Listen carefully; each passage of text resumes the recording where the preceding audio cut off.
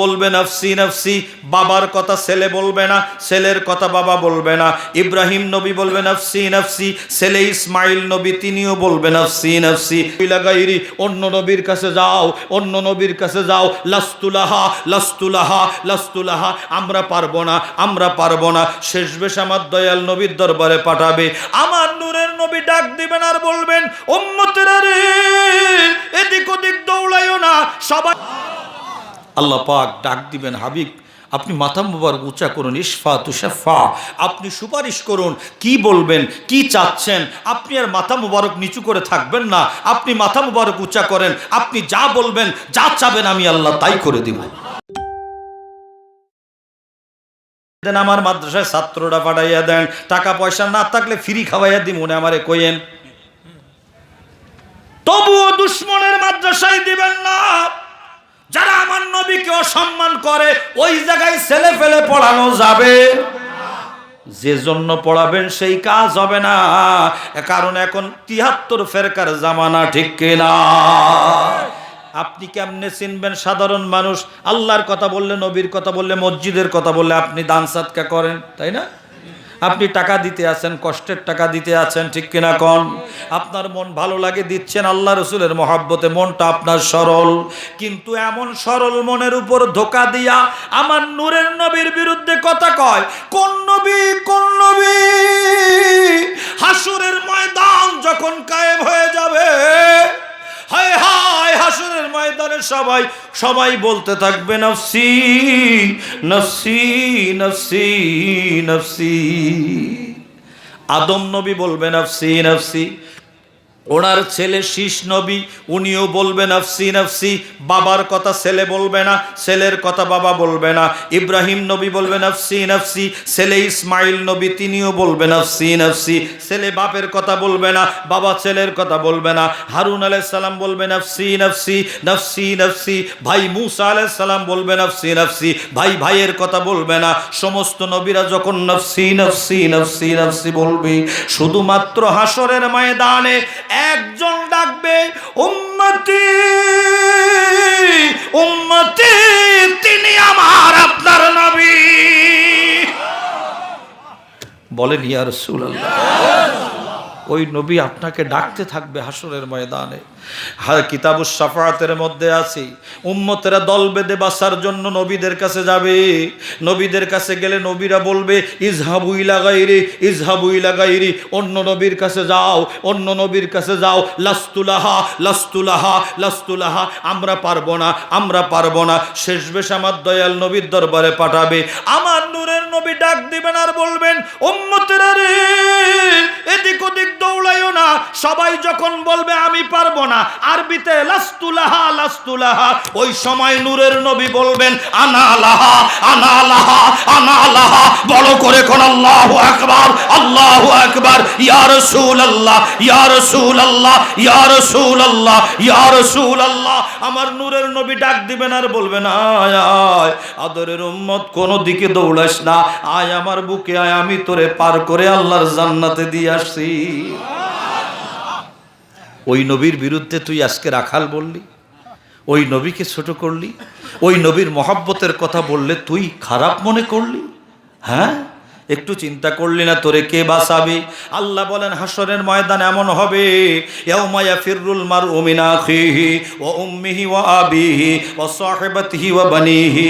ভাই ভাই ভাই ভাই আপনার পরিচয় দেবে না, ছেলে আপনার পরিচয় দেবে না, মেয়ে আপনার পরিচয় দেবে না, মা আপনার কাজে আসবে না, বাবাও কাজে আসবে না, ভাই কাজে আসবে না, সবাই পালিয়ে যাবে। আল্লাহ বলেন ইয়াউমা লা ইয়ানফাউ মালু ওয়ালা বানুন ইল্লা মান আতাল্লাহা বিকলবিন সালিম। কোন সম্পদ কাজে লাগবে না, সন্তানও কাজে লাগবে না, কেউ যখন কাজে লাগবে না, লাগবে না, একমাত্র যিনি কাজে লাগবেন তিনি আমার আপনার নবী কামলেওয়ালা। দুঃখের দিনের দরদি মোর নবী কামলেওয়ালা, নবী কমলেওয়ালা। তুমি আসবে জানি আধার রাতে জ্বলবে চেরাগ লালা নবী কমলেওয়ালা।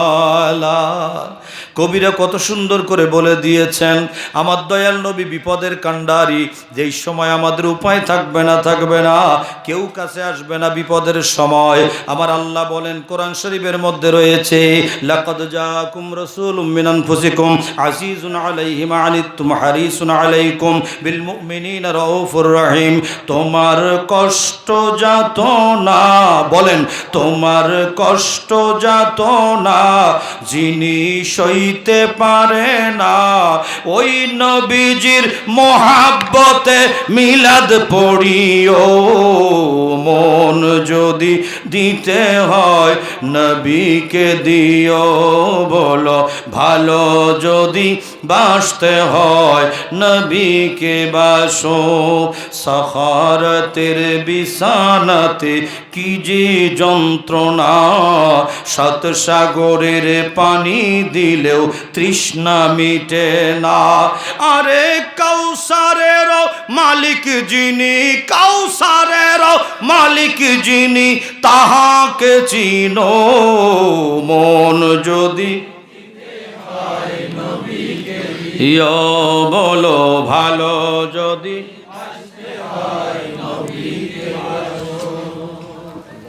দয়াল নবীকে ভালোবাসলে লাভ হবে না লস হবে?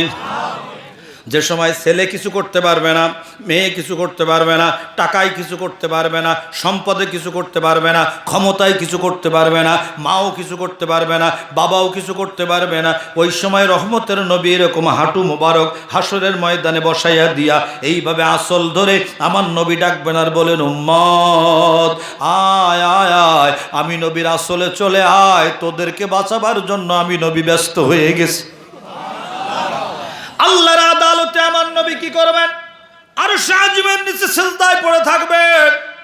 আল্লাহ বলবেন, হাবিব ইরফা রাসাক, এত লম্বা সিজদা দিচ্ছেন, মাথা মোবারক উঁচা করুন।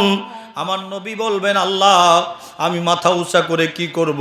তুমি তো কাহ্হারিয়াতের ঘোষণা দিয়েছ, তুমি বলেছো আজকে আমি কাহ্হার হয়ে গেছি, কঠিন হয়ে গেছি, আমার উম্মত তো গুনাহগার। আমার আল্লাহ বলবেন, মাথা মোবারক উঁচা করেন, আমি আল্লাহ কাহ্হার নাই, আমি এখন রহমান হয়ে গেছি। আল্লাহ কোরআন শরীফ, আল্লাহ হাসরের ময়দানে কোরআন শরীফের সূরা আর রহমান আল্লাহ তাআলা পড়ে দিবেন আমার নবীর সন্তানতনার জন্য। আল্লাহ পড়বেন আর রহমান ও আল্লামাল কোরআন, আমরা পড়ি। আল্লাহ বলবেন, আনার রহমান, আমি রহমান। আল্লাহ পাক ডাক দিবেন, হাবিব আপনি মাথা মুবারক উঁচা করুন, ইশফা তুশাফা, আপনি সুপারিশ করুন, কি বলবেন, কি চাচ্ছেন। আপনি আর মাথা মুবারক নিচু করে থাকবেন না, আপনি মাথা মুবারক উঁচা করেন, আপনি যা বলবেন, যা চাবেন, আমি আল্লাহ তাই করে দিব। হাদিসে পাকের মধ্যে আছে, আমার রহমতের নবী কামলেওয়ালা বলেন, আল্লাহ তাআলা হাসরের ময়দানে নবীদের জন্য স্বর্ণের চেয়ার বানাবে, মানাবিরুল ইজ্জাহাব, স্বর্ণ দিয়ে নবীদের জন্য চেয়ার বানাবে। কি দিয়ে?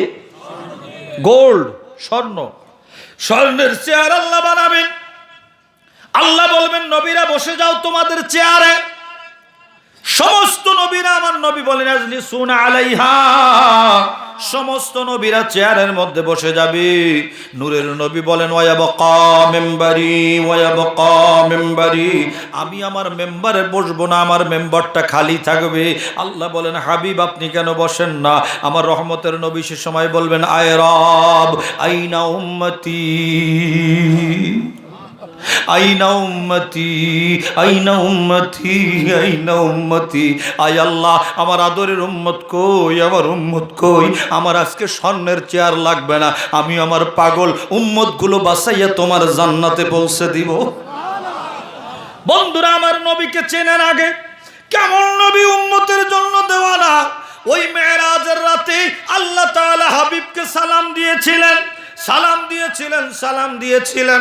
সালাম ছিল হাবিবকে, আসসালামু আলাইকা আইয়ুহান নাবিয়্যু ওয়া রাহমাতুল্লাহি ওয়া বারাকাতুহু। আল্লাহর হাবিব বলেন, আল্লাহ তুমি আমারে একা একা সালাম দিলা, আমার পাগল উম্মতগুলোরে তো আমি নবী বাদ দিতে পারি না, আমার পাগল উম্মতগুলো বাদ দিতে পারি না। আমার নূরের নবী পড়ে নিলেন আসসালামু আলাইনা ওয়া আলা ইবাদিল্লাহিস সালিহিন। একবার বড় করে বলতে হবে আল্লাহু আকবার। আমার আল্লাহ তাআলা লা মাকান লা জামান, there is no time, no space, no calendar.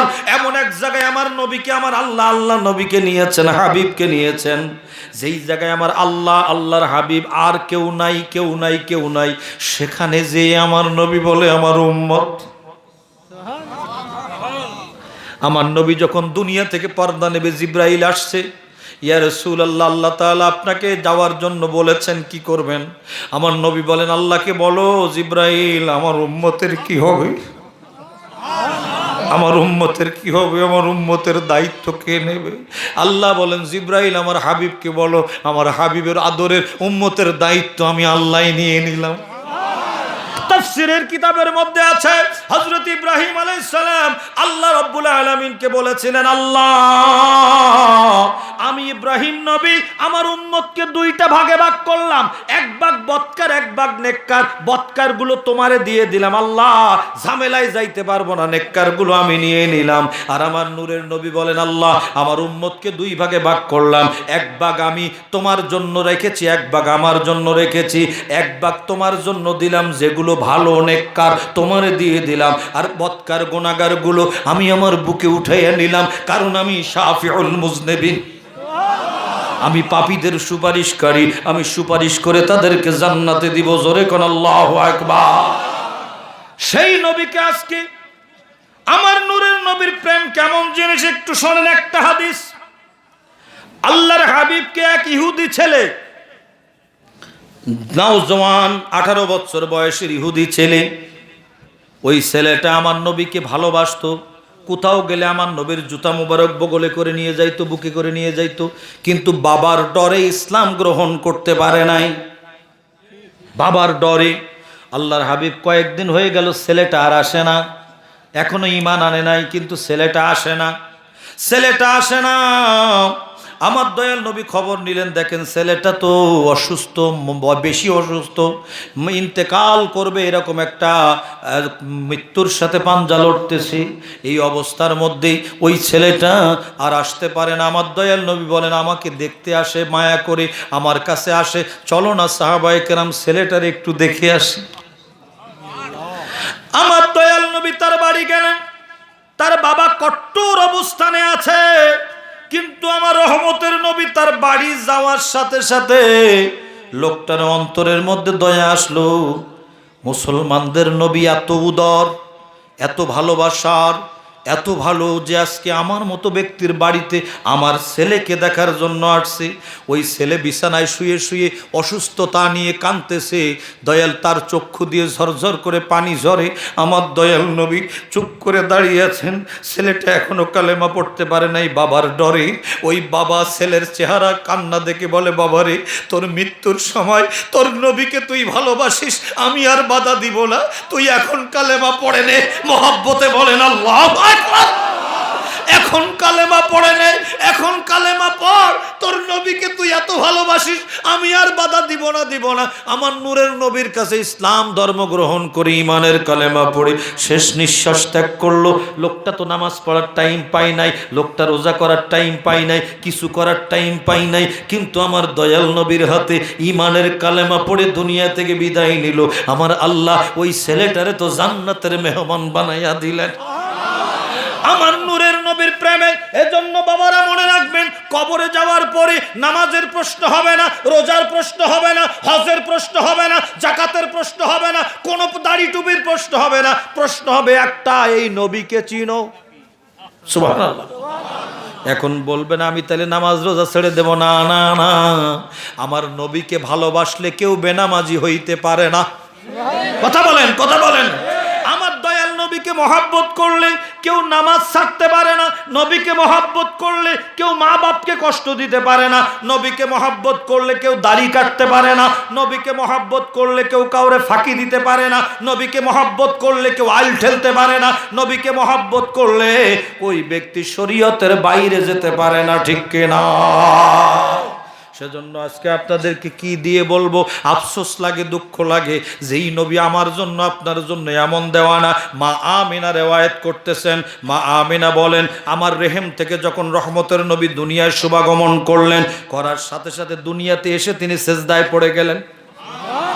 স্পষ্ট আরবি ভাষায় তিনি কালেমা পাল, নিজের সাক্ষ্য আল্লাহর তাওহীদের কালেমা, নিজের কালেমা পড়লেন, তাওহীদের কালেমা পড়লেন, রিসালাতের কালেমা পড়লেন। পড়ার পরে বললেন, আল্লাহ আমার উম্মত, উম্মত আমার উম্মত। শুধু উম্মতের চিন্তা, আমার যে ভাই আহলে বায়েতের কথা বলেছেন ওই ভাইকে বলবো আহলে বায়েত কেমন জিনিস দেখেন। হযরত ইমাম হাসান রাদিয়াল্লাহু তাআলা আনহু, ইমাম হুসাইন আলী মাকাম, দুইজন রাতের বেলা বিছানায় ঘুমিয়ে পড়ে ঘুমাচ্ছেন। হঠাৎ করে ইমাম হাসান বলেন, আমার ঘুম ভেঙে গেল। ছোট্ট ইমাম হাসান বলেন, ঘুম ভেঙে আমি দেখলাম আমার মাকে খুঁজে পাচ্ছি না। আমার মা কই গেল?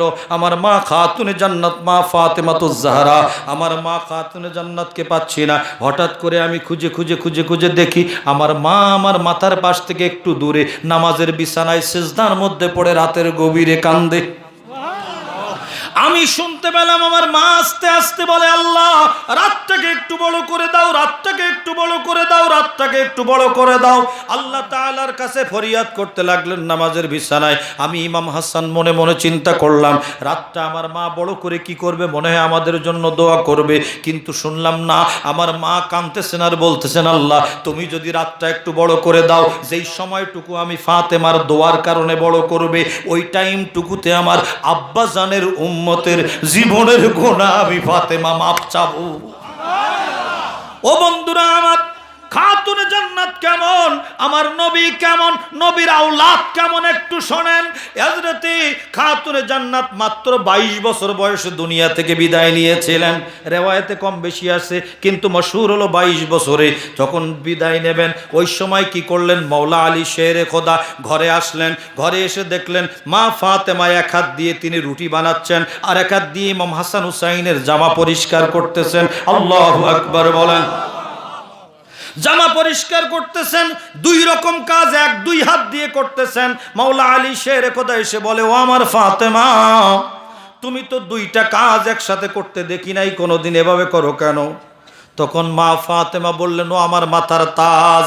আমার মা বোনেরা মাইকের আওয়াজ পেলে একটু শুনবেন, মা ফাতেমা স্বামীকে মাথার তাজ বলতেন। সুবহানাল্লাহ। মাথার তাজ বলতেন। ও আমার মাথার তাজ, আমি যদি কথাটা না বলি অন্তরে কষ্ট পাবেন। আমি জানতে পেরেছি আমার আব্বা জান আমাকে ডাকতেছেন, আমার টাইম শেষ। এজন্য আমি এক হাত দিয়ে হাসান হুসাইনের জন্য, আপনাদের জন্য রুটি বানায় রাখতেছি। কারণ শোকের টাইমে রুটি বানাইতে না পারলে আমার হাসান হুসাইন তো কষ্ট পাবে। এজন্য আমার হাসান হুসাইন কষ্ট পাইলে আমার নবী সইতে পারবে না, আব্বাজান সইতে পারবে না। তাই আমি রুটি বানিয়ে দিচ্ছি কয়েকদিনের মতো। আর অপরিষ্কার জামা কাপড় হাসান হুসাইন পরলে আব্বাজান রহমতের নবী সহ্য করতে পারতেন না। তাই আমি কয়েকদিনের জামা কাপড় পরিষ্কার করে যাচ্ছি। কারণ কি যদি না করি আপনি আমার শোকে বিমোহিত হয়ে এমন অবস্থা হয়ে যাবে, আর জামা পরিষ্কার করার কথা আপনার মনে হবে না, আমার সন্তানের খাবার তৈরির কথাও মনে হবে না। মাওলা আলী শের খোদা শুনে চোখের পানি মুছতে মুছতে বললেন, ফাতেমা 6 মাস হলো রহমতের নবী বিদায় নিলেন, তোমার চেহারার দিকে তাকাইয়া তাকাইয়া আমি বেঁচে ছিলাম, আর তুমি এখন চলে যাবে, আমি কার চেহারার দিকে তাকাবো?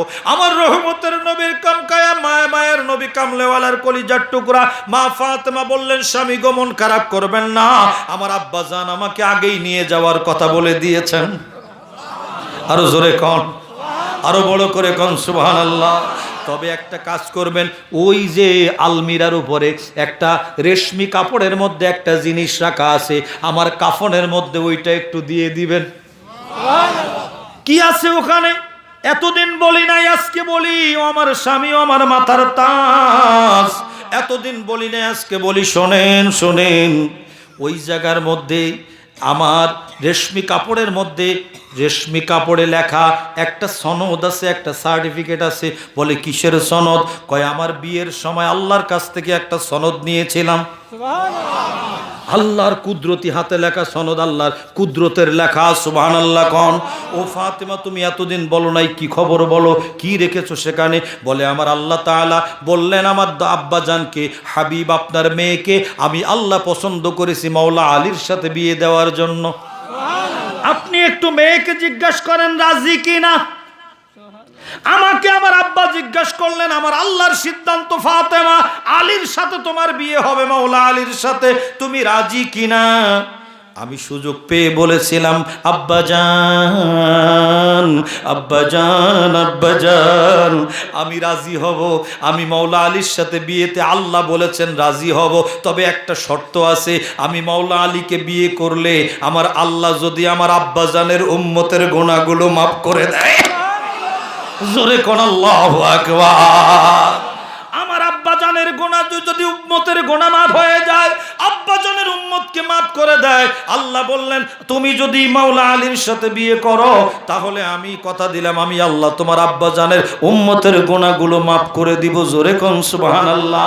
তখন মাওলা আলী খাতুনে জান্নাত বলেন, আব্বাজান আল্লাহ বলেছেন আমি চাই ওইটা যদি আল্লাহর কুদরতি হাতে লিখে একটা সার্টিফিকেট দিয়ে দিতেন, আমি হাসরের ময়দানে শো করতাম। আল্লাহু আকবার। আমার আল্লাহ তাআলা মুহূর্তের মধ্যে জিবরাইল পাঠাইয়া কুদরতি হস্তে লিখে দিয়েছেন খাতুনে জান্নাত মাওলা আলীর সাথে বিয়ে করবে। ওই বিবাহের বন্ধনের কারণে আমি আল্লাহ উম্মতে মুহাম্মাদের জীবনের গুনাহ মাফ করে জান্নাতি করে দিলাম। তবে উম্মত হওয়া লাগবে। কি হওয়া লাগবে? আমার দয়াল নবী কিন্তু বলেছেন রওজা শরীফ জিয়ারত করতে গেলে হাজী সাহেবরা দেখেছেন আল্লাহ আমারে বহুবার নিয়েছেন, আল্লাহর হাবিবের রওজা পাকে সবাইকে কবুল করুন আমিন কোন। রওজা শরীফ জিয়ারত করতে যাইয়া একখানা হাদিস নজরে পড়বে, শাফাআতি লিআহলিল কাবাইর মিন উম্মতি। আমার দয়াল নবী কি বললেন এই কথা, শাফাআতি শাফাআতি লিআহলিল কাবাইর মিন উম্মতি মিন আহলিল কাবাইর মিন উম্মতি। আমার উম্মত যে বড় বড় গুনাহ করে ফেলেছে, টেনশন নিবানা নিবানা, আমার উম্মত হইলে তারে আমি আল্লাহর জান্নাতে সুপারিশ করে পাঠাবো। তবে উম্মত হওয়া লাগবে, বেয়াদব হলে হবে না, গোস্তাখ হলে হবে না, উম্মত হওয়া লাগবে। গুনাহগার কিন্তু উম্মত, উম্মত গুনাহগার হইলে পার হবে।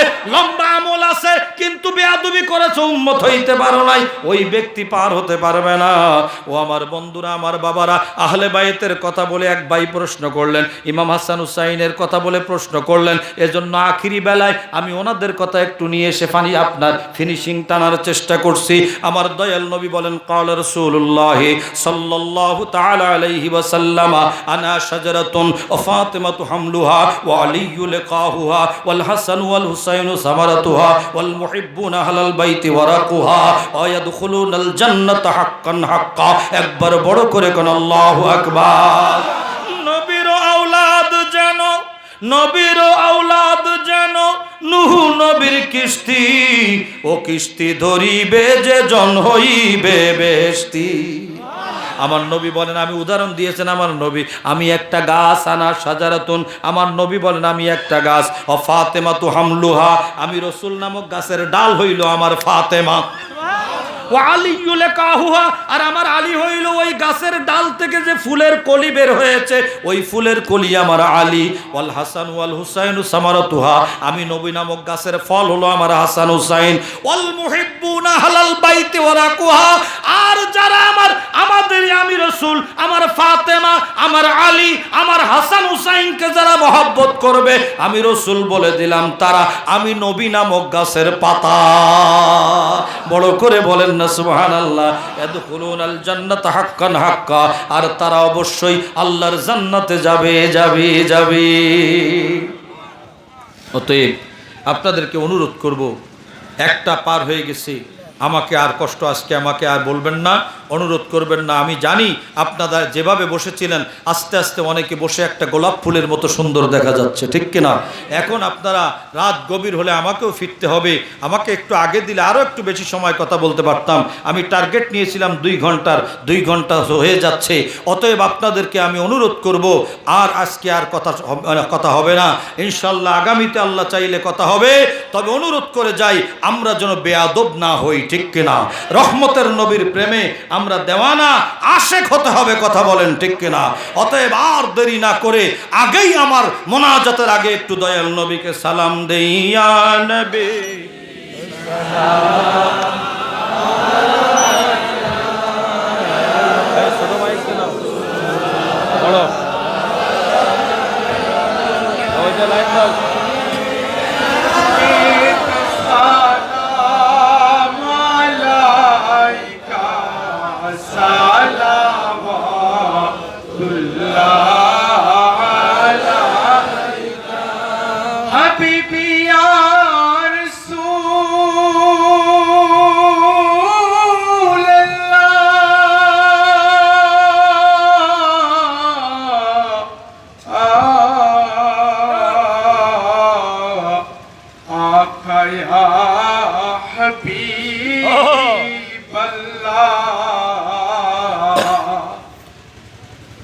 আপনি যে আপনা